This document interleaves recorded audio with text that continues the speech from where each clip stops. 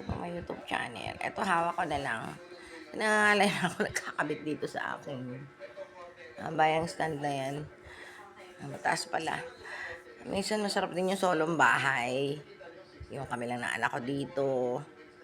O yung mga anak ko. Manugang pwede rin. Yung situation ngayon kami lang nasaan ko dito. Mga apo ko kung bakit hindi, bahay namin to. Kaya lang yung situation na kami lang talaga dito ng isang anak ko. May parental. Yung dalawa kong anak na lalaki, may pamilya na sila. Ang tutuusin talaga yung sarili mong bahay, solo mo, kayo lang. Kaya lang wala akong choice talaga, wala akong pagkukunan ng income. Kasi separated, patay gutom, separated mom. Yung mga anak ko, ayoko namang hingian ng pera yan. May mga pamilya na sila, bahala na sila, ganun lang. Hindi naman ako baldado. Ayoko silang ma-pressure. Bahala na lang mga anak ko, may parental.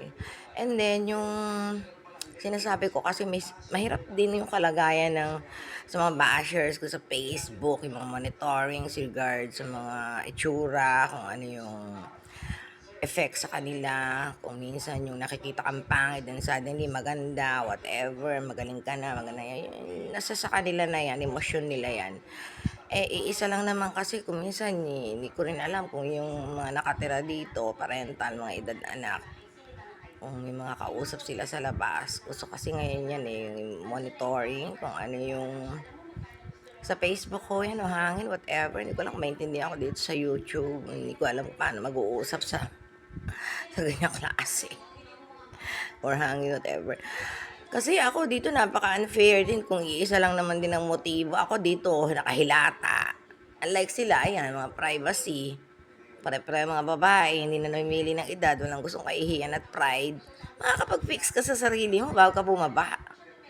Ready ka, whatever. Ako dito, datla ng pangit. Ganito, tamad na tamad ako. Ang laki ng tiyan ko. Hindi pa naligo. Di ba? Parang lalo kang madadown.